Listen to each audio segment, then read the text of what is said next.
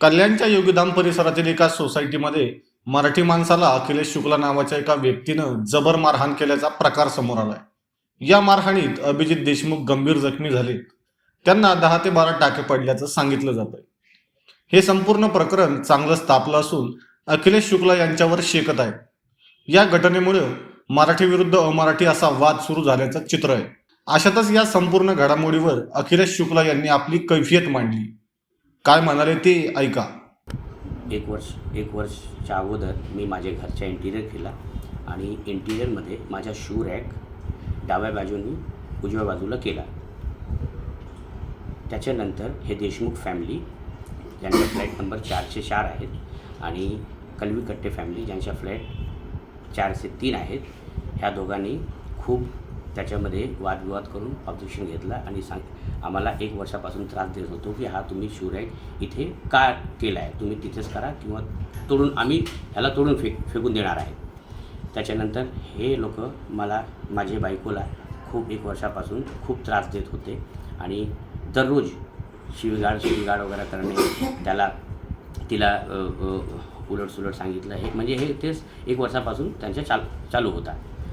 आणि माझी बायको हे सतत मला ऑफिसच्या आल्यानंतर ते सांगत होते, तरी पण मी हे कधी ह्याला हे नाही केलं। आणि 2 दिवसापासून परवा काय झालं, संध्याकाळी माझी बायको धूपबत्ती ते लावून ते माझ्या दरवाजाच्या बाहेर ठेवला आणि कलवीकट्टे आंटी जे आहेत ते येऊन त्यांनी सांगितलं की हे तुम्ही धूपबत्ती दररोज इथे लावते आणि ह्याच्याने आम्हाला खूप त्रास होत आहे, हे तुम्ही आजपासून लावू नका, नाहीतर आम्ही तुम्हाला इथे राहू देणार नाही। आणि ते खूप माझ्या बायकोची शिवीगाळ सुरू केली। त्याच्यानंतर मी येऊन ते मॅटर हे करायला सुरुवात केली। त्याच्यानंतर देशमुख फॅमिली आली, हे धीरज देशमुख आणि त्याचे लहान भाऊ हे येऊन माझी बायकोला खूप गालीगलोच हे करून ते सुरुवात केली आणि जोराजोराने दरवाजाला आपटू लागले आणि माझी बायकोचे केस त्यांनी खेचून तिला एक झापड पण दिला।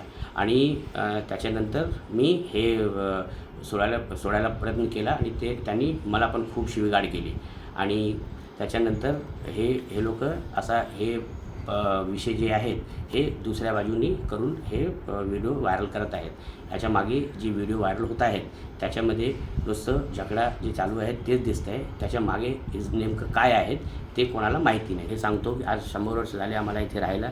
माझे कमीत कमी 80 ते 90% जेवढे माझे भाऊ बंधू मित्र आहेत सगळे मराठी भाईबंधू आहेत आणि मी पण मराठी आणि महाराष्ट्रीयच आहेत। इथे एवढा वर्ष झाला आहे, आम्हाला कधीच हे कळलं नाही की हे विषय काय आहेत। आपले राज्याचे महाराष्ट्र राज्याचे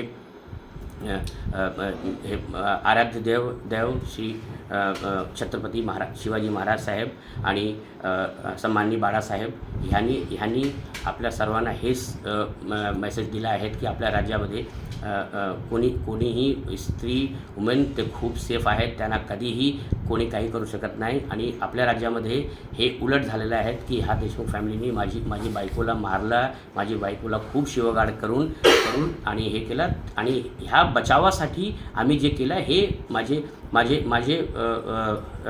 बायकोला वाचवण्यासाठी हे सगळे केलेलं आहेत।